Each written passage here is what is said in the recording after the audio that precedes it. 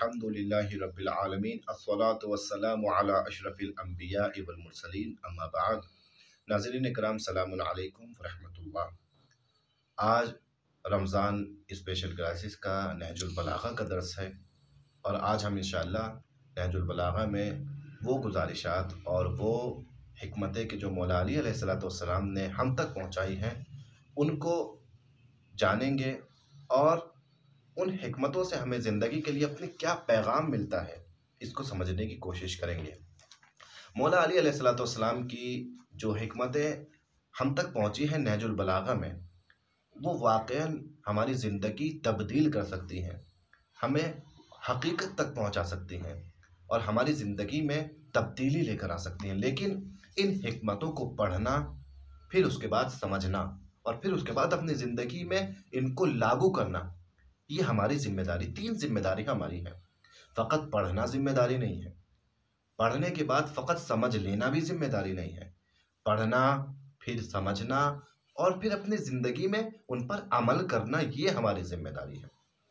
हम अक्सर मौक़े पर कुरान मजीद के मामले में भी पहले स्टेप पर रुक जाते हैं, पहली मंजिल पर रुक जाते हैं। कुरान मजीद को पढ़ना बहुत सवाब है, रमज़ानुल मुबारक में कुरान मजीद को ख़त्म करना सवाब है, तिलावत करें ज़्यादा से ज़्यादा। अजीज़ो, ये पहला मरहला है, मकसद नहीं है।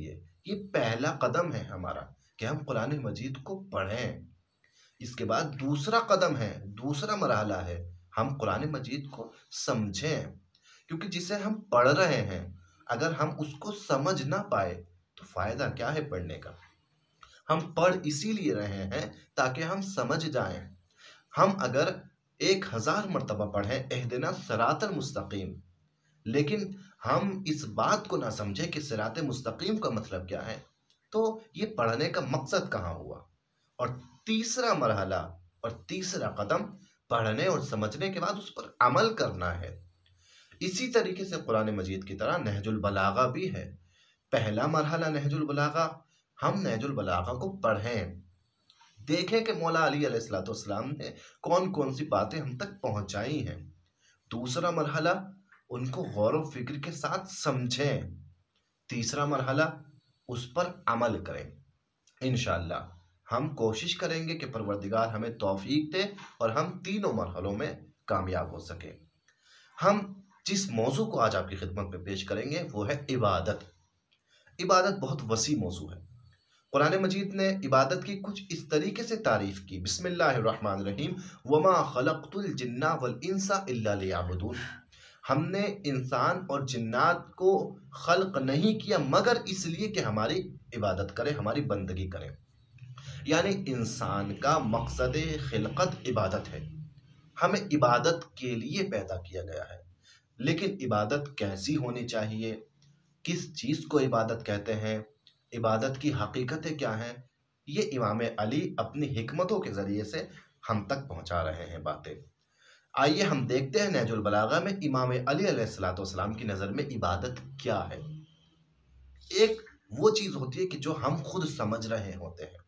हमारी समझ में नमाज पढ़ना इबादत है, हमारी समझ में रोज़ा रखना इबादत है, हमारी सोच के मुताबिक हज कर लेना इबादत है। लेकिन आइए हम अपने इमाम अली से पूछते हैं, अपने अमीर से पूछते हैं कि या अमीर अल-मोमिनीन, ए मेरे मौला अली, इबादत क्या है। तो मौला अली अलैहिस्सलाम ने नहजुल बलागा में जगह जगह इबादत की तारीफ़ की है। सबसे पहले आए और आने के बाद हिकमत नंबर 113 को देखें। हिकमत नंबर 113 में क्या खूबसूरत तरीके से मौला अली अलैहिस्सलाम ने इबादत के ऊपर कुछ जुमले कहे हैं। बिस्मिल्लाहिर्रहमानिर्रहीम, वला तिजारतुन कल अमली सालिह। इबादत यानी अमल सालिह, तिजारत से तशबीह दी है। कोई तिजारत अमल सालिह से अच्छी तिजारत नहीं है। और फिर इसके बाद फरमाते हैं वला रेहुन का सवाब, और कोई फ़ायदा और कोई सूद सवाब से बेहतर नहीं है। यानी मौला अलैहिस्सलाम फरमाना चाहते हैं कि ये इबादत, ये अमल सालिह बेहतरीन तिजारत है। इंसान बहुत सारी चीज़ों की तिजारत करता है, दुनिया में तिजारत करता है, लेकिन अगर कहें कि तमाम तिजारतों में सबसे बेहतरीन तिजारत क्या है, वो तिजारत अमल सालेह है। क्यों? क्योंकि बाकी तिजारतों में नुकसान होने का ख़तरा बना रहता है, लेकिन अमल सालेह में नुकसान होने का ख़तरा नहीं होता। इबादत में नुकसान होने का ख़तरा नहीं होता। वो इबादत कि जो खालिसतन लिवजहिल्लाह अंजाम पाए, हतमन कबूल होती है। खुदा उस इबादत को रद्द नहीं करता। परवरदिगार आलम का अदल ये है कि उसके लिए जो सजदा कर रहा है वो उसके सजदे की जजा उसको देगा। दुनिया में तिजारत कर रहे हैं आप, दुनिया में क्या आपको उम्मीद है कि यकीनन फ़ायदा ही मिलेगा, लेकिन आप आखिरत के लिए तिजारत करें, इबादत करें, अमल सालेह अंजाम दें। इस तिजारत से बेहतर तिजारत नहीं है। और जो इस तिजारत का सवाब है, फ़ायदा है, दुनिया में किसी ताजिर को 10,000 का फ़ायदा हो जाए, 1,00,000 का फ़ायदा हो जाए, वो वाकई में कम फ़ायदा है। लेकिन अगर किसी ने इबादतों के ज़रिए से सवाब हासिल कर लिया, ये उस ताजिर से ज़्यादा फ़ायदा है कि जिसने लाखों रुपये कमा लिए हैं। क्यों? क्योंकि वो मादी फ़ायदा है, वो दुनिया में फ़ायदा पहुंचाएगा, आखिरत में फ़ायदा नहीं पहुंचाएगा। लेकिन ये मानवी फ़ायदा है, ये दुनिया में भी इज्जतें देगा, आखिरत में भी हमें अज़ाब खुदा से बचाएगा। तो जो फ़ायदा हमें दुनिया और आखिरत दोनों का फ़ायदा पहुंचा रहा हो, वो ज़्यादा बड़ा फ़ायदा है, या वो फ़ायदा कि जो फ़कत दुनिया में फ़ायदा दे रहा हो, वो ज़्यादा बड़ा फ़ायदा है। तो मौला अली अलैहिस्सलाम ने एक तिजारत से तशबीह दी है इबादत को, कि इबादत भी तिजारत की तरह है। तिजारत में इंसान को फ़ायदा होता है, लेकिन इबादत में इंसान को सवाब हासिल होता है, जिसके मुताबिक जिस सवाब से बढ़कर दुनिया में कोई फ़ायदा नहीं हो सकता। और इसी में आगे फरमाते हैं, देखिए इबादत की भी किस्में हैं। एक वाजिब इबादत है, दूसरी मुस्तहब इबादत है।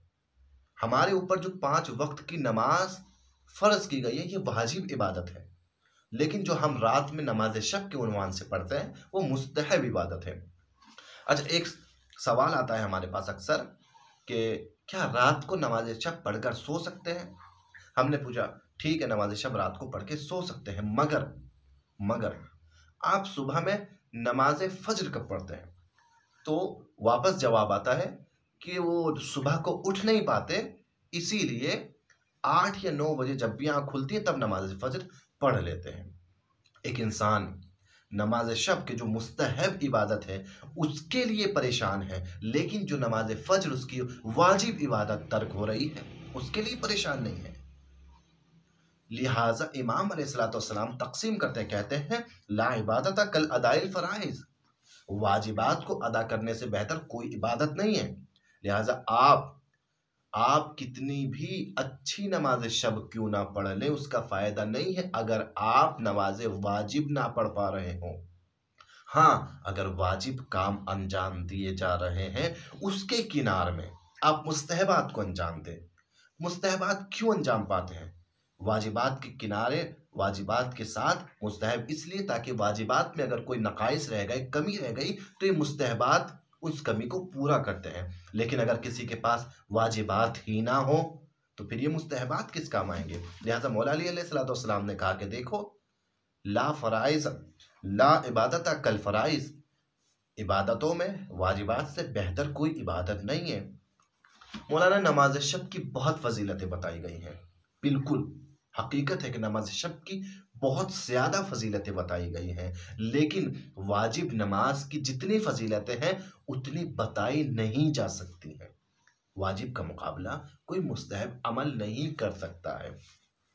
इसके बाद ये 113 नंबर की हिकमत थी। आप इससे पीछे जाए, हिकमत नंबर 97। हिकमत नंबर 97 में बहुत बेहतरीन तरीके से इमाम अलैहिस्सलाम ने इबादत को बताया है, बयान किया है।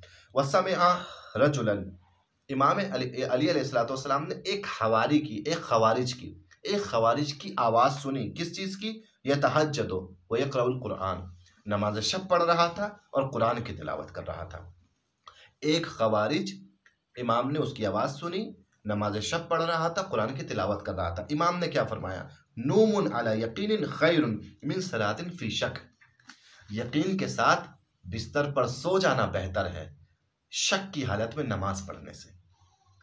इबादत किस तरीके की होनी चाहिए? मौला बता रहे हैं इबादत यकीन के आलम में होनी चाहिए। ये खवारिज जो नमाज पढ़ रहा है, नमाज शब भी पढ़ रहा है, कुरान की तिलावत भी कर रहा है, मगर इसको खुदा पर यकीन ही नहीं है, इसकी इबादत का क्या फ़ायदा? इससे बेहतर तो वो मोमिन है कि जिसे खुदा पर यकीन है मगर वो सो रहा है, आराम कर रहा है। इसका मतलब ये हमारी इबादतें बगैर यकीन वाली इबादतें नहीं होनी चाहिए। हम अगर नमाज पढ़ रहे हैं तो इस खातिर पढ़े कि यकीनन खुदावंद आलम इन्हें कबूल करेगा और यकीनन इन नमाज़ों के बदले में परवरदिगार आलम हमें अजर व सवाब देगा। हम इस यकीन के साथ नमाज़ें पढ़ें कि ये नमाज़ें हमारे दुनिया के हज़ार फ़ायदों से बेहतरीन नमाज़ें हैं। हमारा यकीन खुदावंद आलम पर पुख्ता होना चाहिए। अगर हमारा यकीन पुख्ता नहीं है तो इबादत से बेहतर हमारा सोना है। इसका मतलब हरगिज़ ये नहीं है कि नमाज शब पढ़कर हर इंसान सो जाए, नमाज शब के बदले नमाज शब बगैर पढ़े हर इंसान सो जाए, नहीं। इसका मतलब यह है अपनी इबादत में यकीन का इजाफा करे। जो भी काम करे इंसान यकीन के साथ में करे। इसी तरीके से 237 नंबर की हिकमत में भी मौला अली अलैहिस्सलाम फरमाते हैं इन्ना कौमन अबदुल्लाह रग़बतन फतिल्का इबादतुन तुज्जार। कुछ लोग अल्लाह की इबादत करते हैं जन्नत के लालच में, तो ये ताजिरों वाली इबादत है। 3 किस्में इबादत गुजारों की है। पहली किस्म, कुछ लोग इबादत करते हैं जन्नत के लालच में, ये ताजिरों की इबादत है। दूसरी किस्म वो इन्ना कौमन अबदुल्लाह रहबतन फतिल्का इबादतुल अबीद। कुछ लोग जहन्नुम के खौफ से अल्लाह की इबादत करते हैं और ये बंदों की, ये गुलामों वाली इबादत है। क्यों? क्योंकि गुलाम है कि जिसे हमेशा डर रहता है अपने मालिक का और वो डर के मारे सारे काम करता है। उसका दिल नहीं होता गुलाम का कोई काम करने का, लेकिन मालिक के डर से, मौला के डर से काम करता है। लिहाजा दूसरी किस्म, कुछ लोग इबादत करते हैं जहन्नुम के खौफ से इबादत करते हैं। हकीकी इबादत गुजार कौन है ये भी मौला अली बता रहे हैं। हकीकी इबादत गुजार कौन है?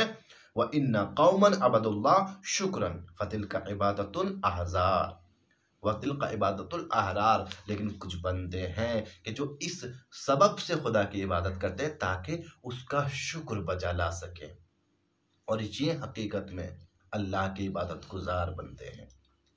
ये 3 किस्में मौला ने इबादत की हैं कि कहीं हम लालच में इबादत तो नहीं कर रहे हैं, कहीं हम डर में इबादत तो नहीं कर रहे हैं। हाँ ठीक है, एक मर्तबा इंसान जन्नत के शौक में भी इबादत करता है, गलत नहीं है। एक मर्तबा जहन्नुम के खौफ से भी इबादत करता है, गलत नहीं। लेकिन फ़कत और फ़कत यही मकसद ना बन जाए, इससे आगे ना बढ़े इंसान, हमेशा हर काम जन्नत के लालच में करे, नहीं। जन्नत तो एक इनाम है परवरदिगार आलम का। हकीकी मकसद खुदावंद आलम का क्या है? उसकी रज़ा तक पहुँचना, उसकी खुशनुदी तक पहुँचना। इसीलिए मौला अली अलैहिस्सलाम कहते हैं हकीकी इबादत गुजार वो हैं कि जो उसके शुक्र की वजह से उसकी इबादत करते हैं ताकि उसका शुक्र बजा लाए। क्यों शुक्र? इसका मतलब क्या है? यानी परवरदिगार तेरा शुक्र है, इसका मतलब मैं तेरी तमाम तकदीर से राज़ी हूँ, अपनी रज़ायत का इजहार कर रहा हूँ। ये है इबादत परवरदिगार आलम की, और वाकई इबादत जिसको कहते हैं।